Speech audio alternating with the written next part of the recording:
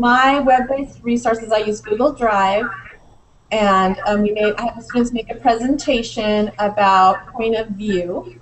So they had to make a presentation about the different types of point of view.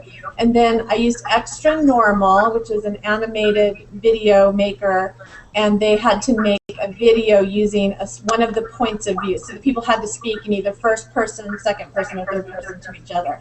And then I also had them, because some of them did not already have a Google account, I had them create a Google account. So that was an interesting undertaking. I talked about it a little bit in the forums about how it kind of backfired on me, because some of them don't want to share or use their existing Google account, and I wasn't prepared to, I hadn't made up usernames and passwords for them in advance, which I wish I had done now.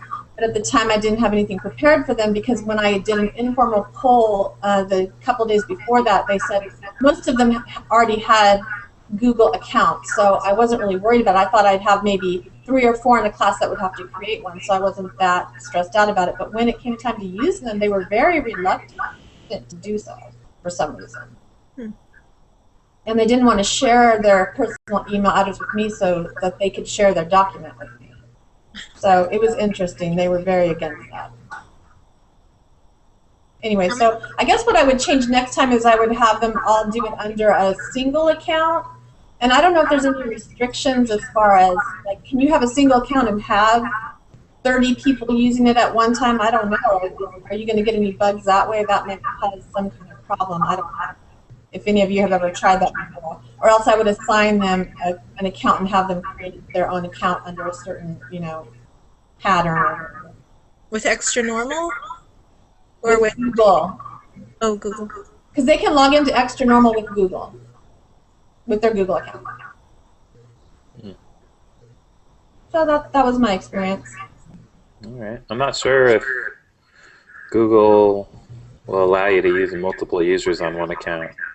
That's what the professor I believe that's what he suggested in one of the forums. Maybe I'm wrong, but I guess you could have like a period 3 English and just have all the kids log into it. Yeah. But then you wouldn't be able to track who's doing what on Docs.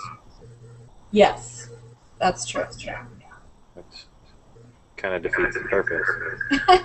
Yeah, because I wanted them to send their share their presentation with me. So really, I think they would all need their own account to do that. I agree. All right, so my turn. So I did a Skype with a class of kindergartners. I don't know if you guys saw the link of the video I showed you. Yeah, I saw it. Yeah, they're so cute. Every week, one student is chosen to be superstar in this particular class.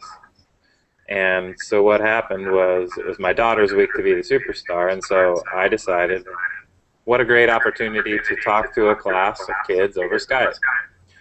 So I purchased a webcam, I went to her class and installed Skype, make sure it all worked.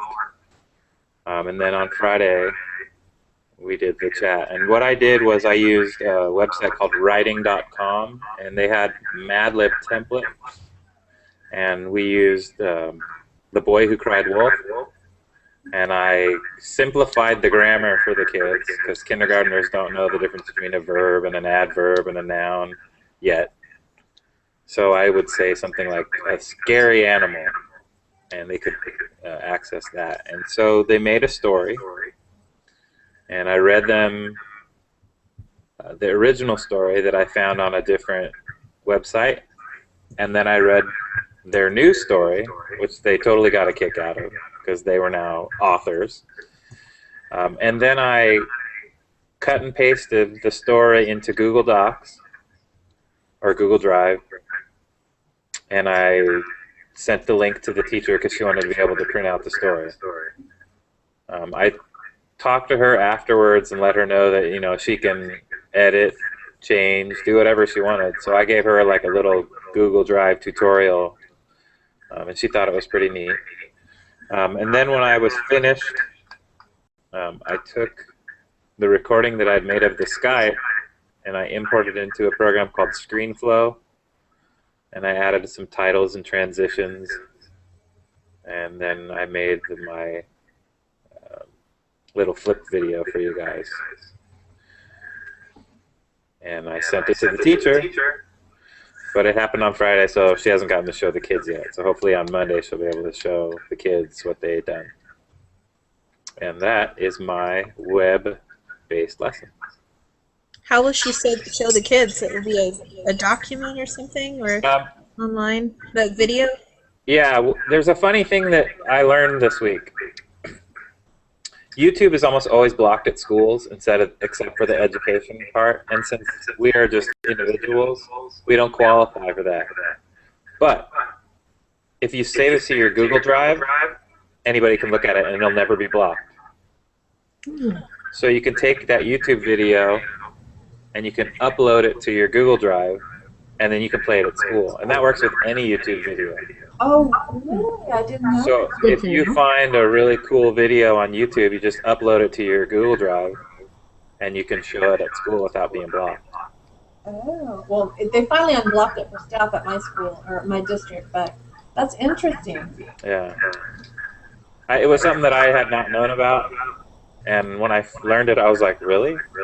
That's a great idea, because everything is blocked in my district, and I'm always looking for ways to kind of skirt the block. Right. And this is an easy, pretty simple way. Easier than finding it in a folder. Exactly. Or trying to download it from YouTube and put it into a file format that every computer can use. I guess the only thing that I would do differently, I would have used Hangout. I had such a hard time with audio dropping. And the funny thing is that in our network we're connected by fiber between schools. So I shouldn't have had any connection or latency or audio dropping, and I had tons of it using Skype. So I probably would have used Hangouts instead. Oh, I didn't notice when I was watching the video. No, I heard the other teacher keep saying that you were cutting in and out, and they couldn't hear you. The other teacher was my wife. Oh. Yeah, she teaches at my youngest daughter's school, and then when they move to first grade, they come to my school. Ooh. So yeah, it was kind of a tag team. Mm-hmm. All right, who's next? I think I was. All right. All right. Well, for my lesson, I created a brand new wiki, just to put in information on there. I did my lesson for a 4th grade class on electricity. It was just like an introduction type thing to series circuits, simple circuits. So I created the wiki, and I took some links from the a web quest that I found on electricity. I was gonna have them do the whole web quest, but that was just gonna take too long, and I only had an hour. So I just took a couple of them. Oh yeah, that's my my thing. So I did the wiki, and then at the end I included a Google Doc form, I guess, to give them a quiz, just to see how much of it they got, and they did pretty well. Most of them got 80% or better. So I was really impressed with that. Yeah, so they really liked it. They really enjoyed it, because to them they were playing a game.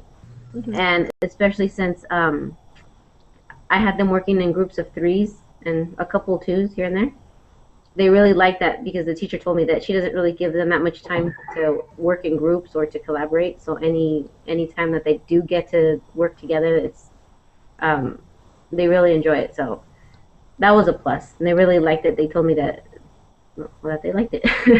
So I was glad for that. The only thing I would change is at the end I included a game that I found as kind of last minute that I put in.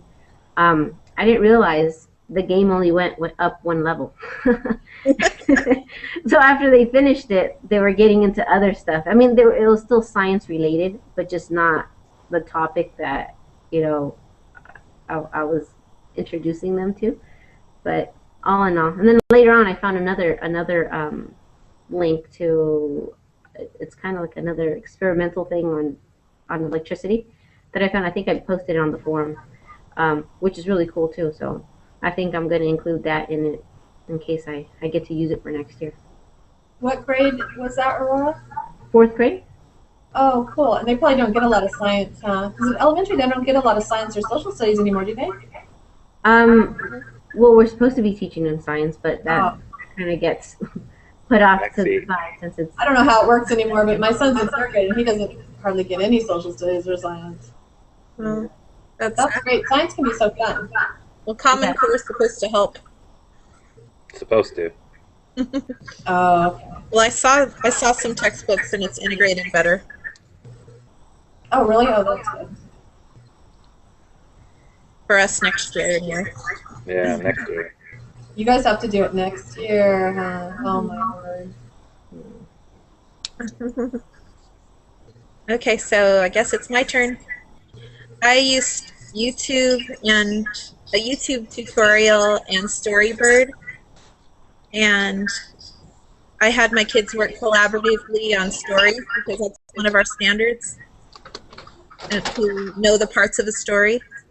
And so I put them in groups, and we didn't have enough computers in the classroom, and so they went to the lab in the library. And it's around a circular table, so they were really squeezed in, but they're tiny kids, so it worked okay. And I had them switch off sitting in the chair because they really couldn't see when they were so closely together. And some of the computers were so old that I had to click the compatibility view button, but it ended up working, and they loved it. So they each have their own link that they can, so that it's private, so the parents have to click on the link to see their story. And can you hear me? I can hardly hear. And the only thing I would change, I think, is that, well, I guess I can't change the fact that the computers were so old, but the only thing I would change was probably putting their passwords in before they walked in there somehow, because that was hard work. It took me about 30 minutes to run around and do that. Oh, wow. Just because of the computers being so difficult to work with. But the kids were patient, and it worked out just fine. Oh, that's 3rd grade, right? 2nd grade. Second grade. Okay. I've done that in my lab before because the computers are so old. Go around and put all the passwords in before I go into the lab. If I happen to have lunch or something beforehand where I can do that, that helps a lot. Yeah. With high school kids? If the computers are so old and after you enter your login, it takes 10 minutes. To log on, you know what I mean? Yes, I do. That's how old ours are. Did you find that kids were able to use Storybird pretty well in 2nd grade? Yes, I was really happily surprised.